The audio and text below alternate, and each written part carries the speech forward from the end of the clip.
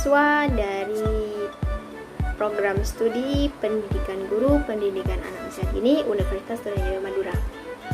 Di sini saya berkesempatan untuk menyampaikan materi yang telah saya buat, yaitu dengan judul Blended Learning, Solusi Pembelajaran di Era New Normal. Tentu saja ya.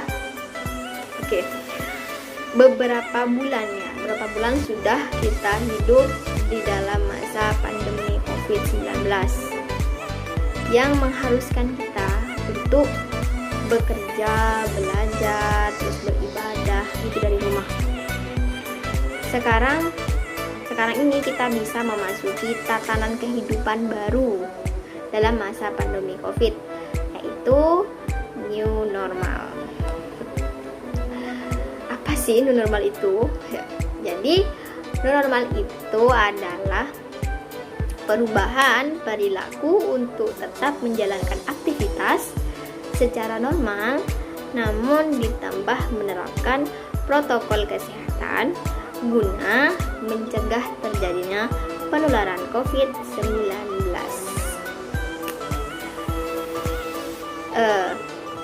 Pendidikan pun tidak lepas dari kata new normal.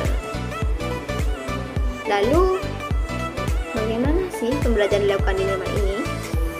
Dan pembelajaran seperti apa yang tepat diterapkan pada era new normal ini? Oke, mari kita melihat realitas saat ini ya. Pembelajaran yang terjadi pada masa pandemi ini ya, masa pandemi COVID ini adalah distance learning atau PJJ, yaitu pembelajaran jarak jauh. Di mana pembelajaran jarak jauh ini dilakukan baik melalui pembelajaran dalam jaringan atau di luar jaringan, daring atau luring.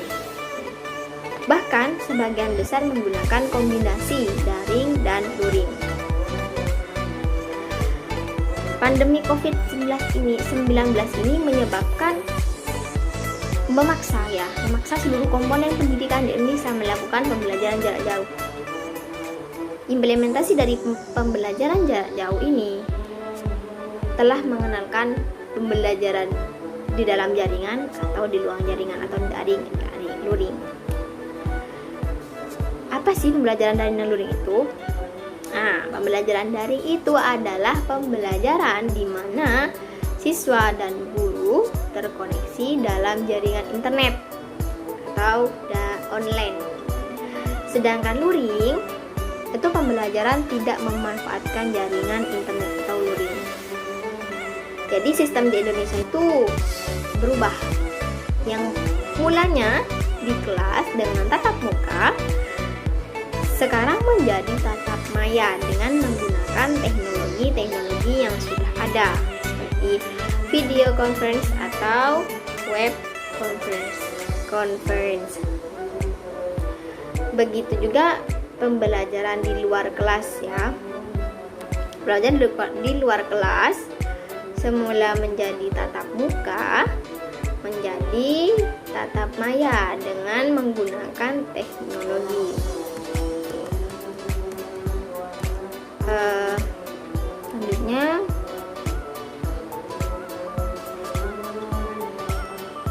pembelajaran pada masa new normal. Memasuki era new normal ini pembelajaran pastinya juga kembali menjadi pembelajaran normal. Pembelajaran yang berlangsung di sekolah tentunya diperlukan penerapan sistem pembelajaran yang berlangsung.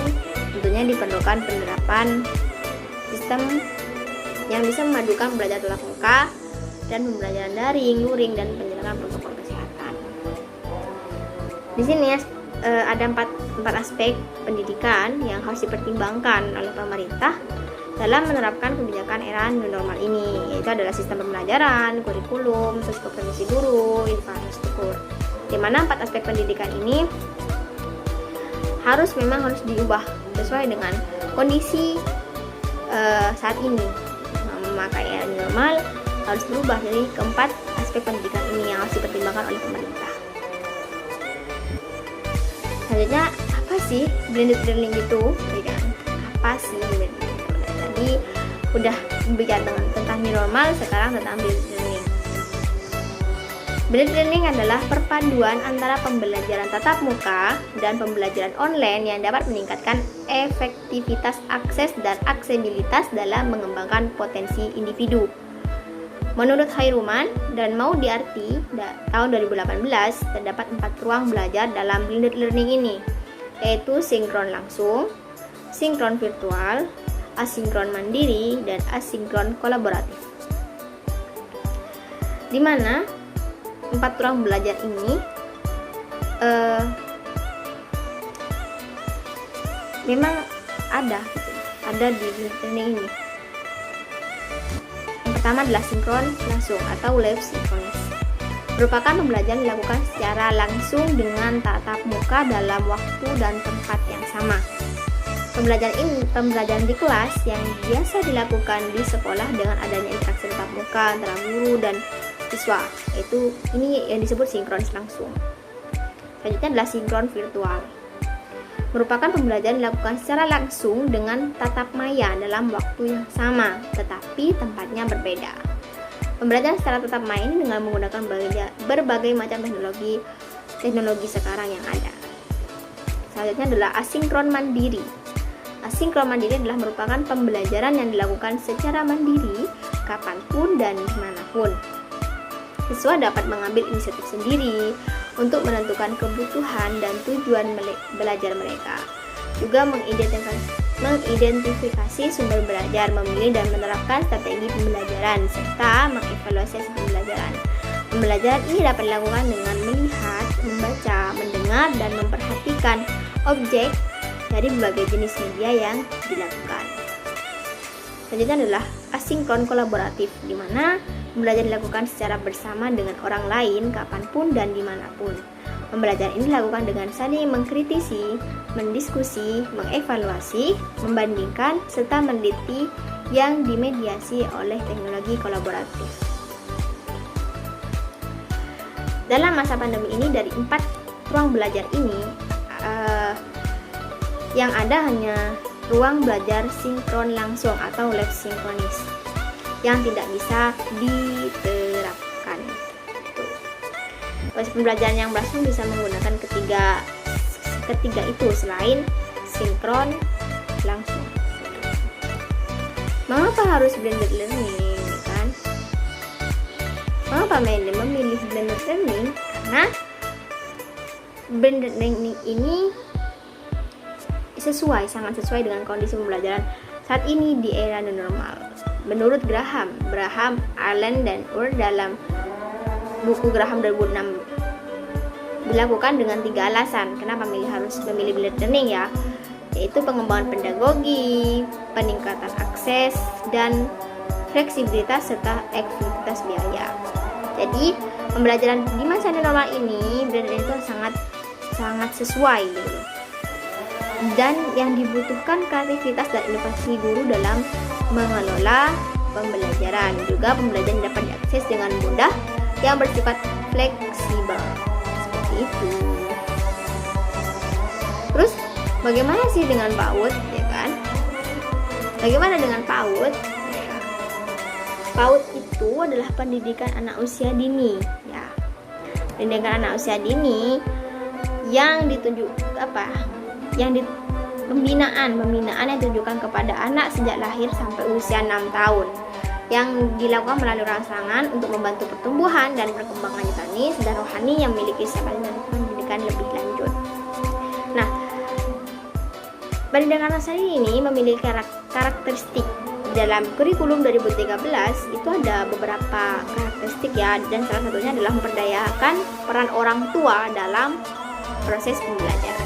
Nah, jadi pendidikan anak usia dini ini juga memakai sistem pembelajaran blended learning, tapi berbeda dengan pembelajaran blended learning yang lain. Maksudnya pendidikan anak usia ini adalah blended learningnya itu berpusat pada orang tua. Jadi orang tua yang banyak berperan di dalam rumah. Yang menjadi guru adalah orang tua. Jadi bagaimanapun caranya orang tua itu harus bisa meningkatkan kreativitas anak di rumah. Seperti itu. Yang bisa meningkatkan kreativitas anak di rumah adalah orang tua. Jadi pusatnya bela training si anak PAUD ini adalah orang tua. Seperti itu. Dan contohnya kegiatan bermain untuk anak ya, untuk meningkatkan bahasa si anak, yaitu dengan membaca cerita bersama, terus bernyanyi bersama, atau membuat kartu nama-nama seperti itu.